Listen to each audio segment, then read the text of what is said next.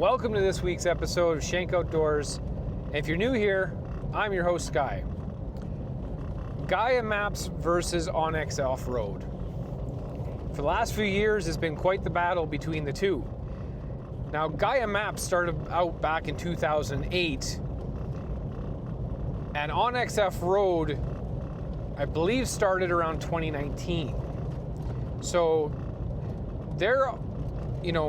Gaia Maps has quite the long-term advantage over OnX Offroad.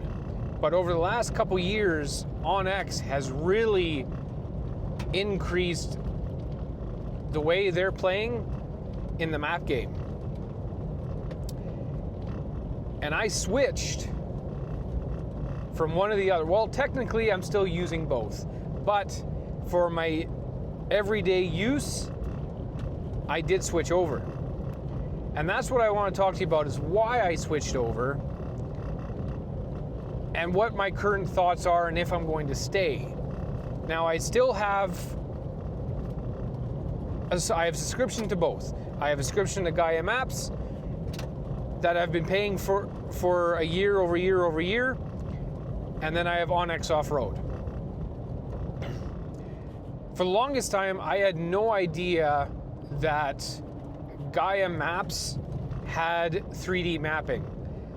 But the unfortunate thing is that's not available to iOS users. And that's me.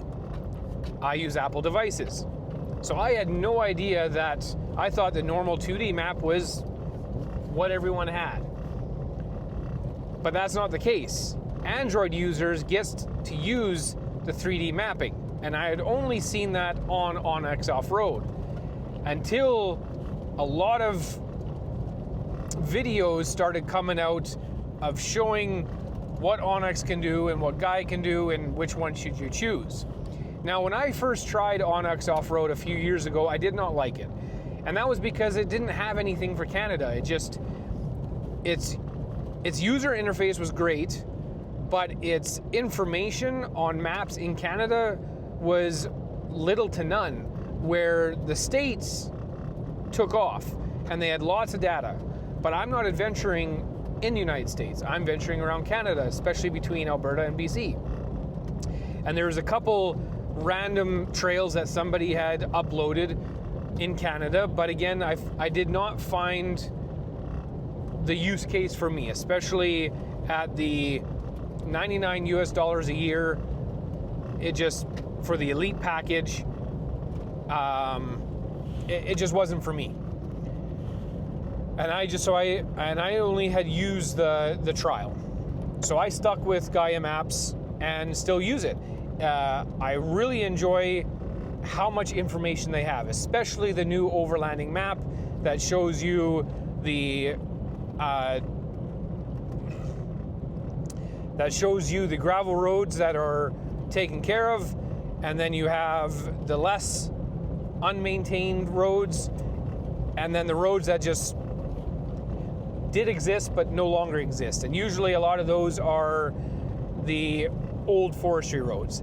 And those are laid out on, from what I've seen so far, on Gaia Maps Overlanding Map Edition.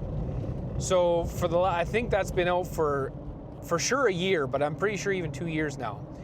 And I really like that. And I'm so used to using Gaia Maps that I have all my different fishing spots, camping spots, whether it's paid camping or crown land camping. I have trails, I have abandoned fire lookouts, I have the fire lookouts between Alberta and BC. I've got trails on there that I've done and want to do. I have a lot of information on Gaia. Now, supposedly I can move that over to OnX, but at the same time, before just moving over to OnX, am I able to get the same, when using the map, am I able to gather the same type of information? So that is currently what I'm working on. is when planning a trip, or just, you know, I really enjoy, and I don't know if I'm the only one, but I really enjoy going on the map and just scrolling through and finding new things that I've never known about or seen. And then even using that and then verifying with Google Earth, because it has a better satellite view, and checking out that area. Whether is it an overgrown trail, an old forestry road, is it private, is it crown land, abandoned places, smaller fishing ponds, fishing lakes, river access, all these different things, waterfalls. There are so many waterfalls that I'd have never even noticed that I've passed on a trip. But now, because of Gaia, I'm able to see them right away while I'm using the map. Now, I'm sure with OnX Offroad, I will be able to do that, but I believe I only will be able to do that is if I put it into the map. And that's the biggest test for me between converting from one app to the other. And I say app is because I use it on my phone and I use it on my iPad. I actually also use it on the CarPlay of the CarPod Go, but the iPad on the dash is way nicer than using the CarPod Go. The CarPod Go is nice for just jumping in the vehicle and having your map system on your dash and seeing where you are and what's upcoming. But having the iPad on the dash and doing that, because I have the Garmin Glow, which provides 25 satellites to my iPad or iPhone, no matter where I am, I know my actual location. So that being said, being able to actually use the iPad to really zoom in, tag a new spot right when I find it, if I'm on the road or trail, looking for newer places to have scrolling on my phone, and then it's showing up on the CarPod Go.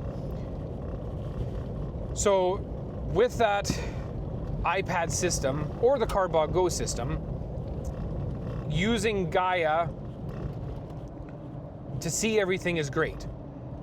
But the key feature of why I've moved over to OnX Offroad and testing that out is because OnX provides the 3D mapping. So you can really see your grade, your incline or your decline of where you are or where you're going. Is it just flat? Are you, where are you gonna be on the hillside, mountainside, the valley, within the map on your route there?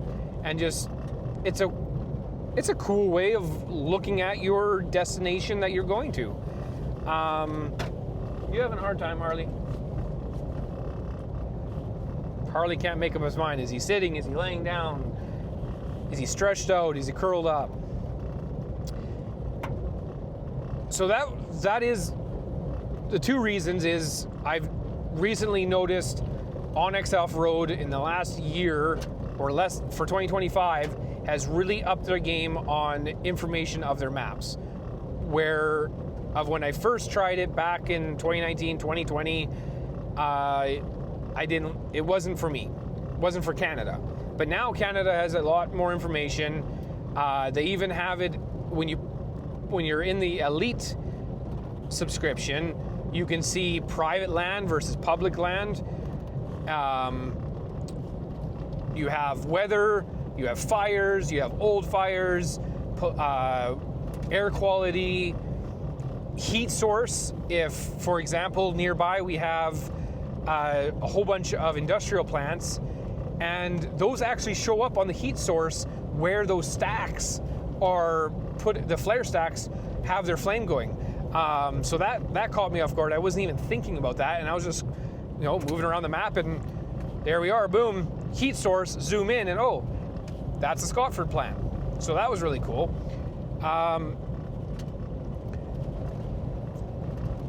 So if Gaia and OnX Offroad have now comparable price. I'll say Godfather price that I've been paying for the last, I don't know, 5, 6, 7, 8, I don't know how many years, but quite a long time. I had a few years ago, because I saw an increase through online that they're saying that their subscription increased, and I'm like, I don't remember paying that. And when I went into my subscription, I realized I was paying and still being charged each year a lot less than what they were charging new users to come into. So that was another reason why I've stayed connected to Gaia. Paying the high subscription is because I was actually being charged at a lower price than the newer users. Now my price did finally go up, but it's still not the full price that everyone is paying. It only jumped up, and it which is still a good savings. So if I were to cancel Gaia right now and then subscribe later on because I realize OnX is not actually what I want to use, I'm going to lose that savings. So this is where the real test comes in on deciding what map source do I really enjoy, or do I enjoy both?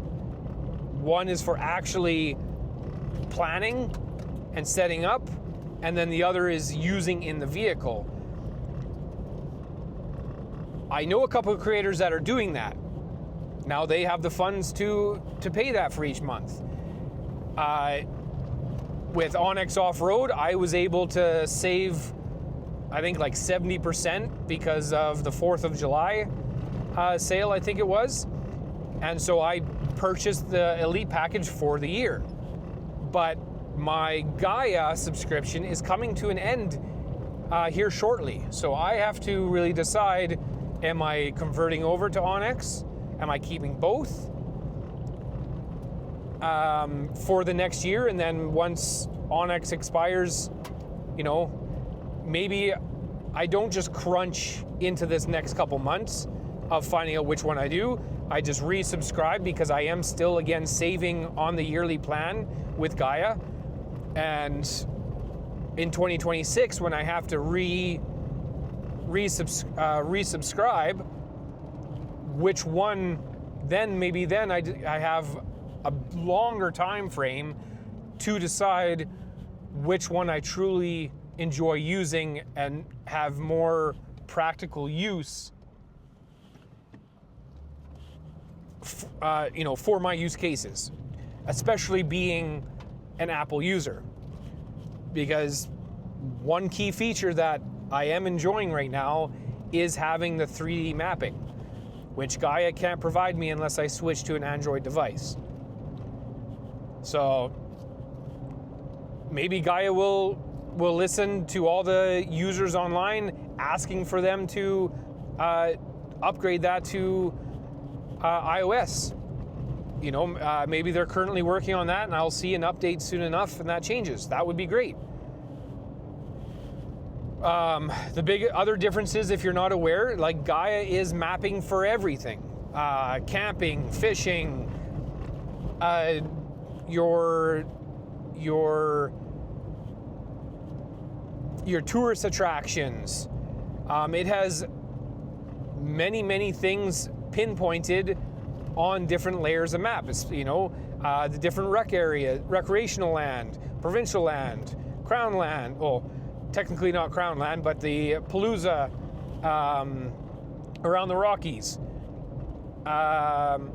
Whereas OnX Offroad is more off-road, so they're more strictly sticking around to off-road trails, gravel roads, dispersed camping, recreational areas. They don't. And again, I'm still reviewing this, so I could be totally wrong, but I don't think they have places like different waterfalls marked with icons. They may not have the name laid out, but like Gaia, they have a waterfall. When you're zoomed in enough to look at the when you're zoomed in enough on the map and scrolling through, you will find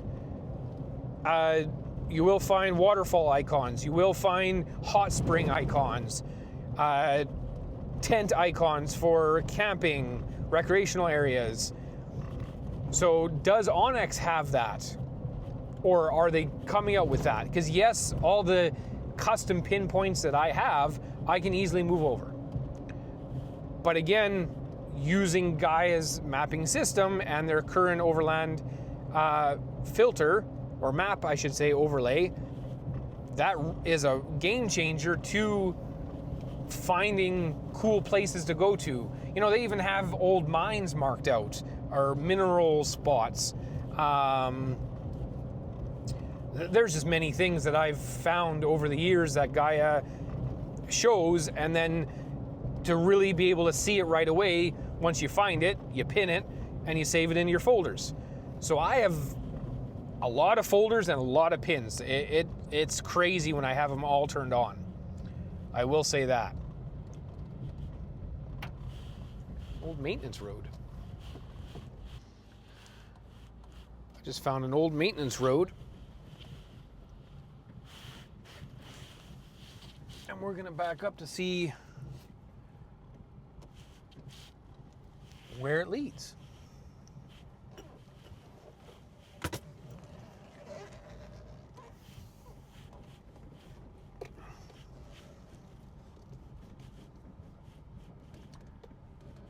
Caution beyond this point.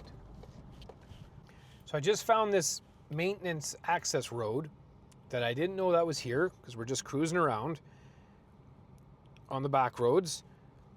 And here's a point right here. So no cell service, or very little cell service.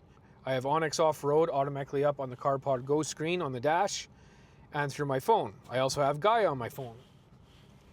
And right now with the low service, for some reason, the roadways are not loading on no matter what map layer I select.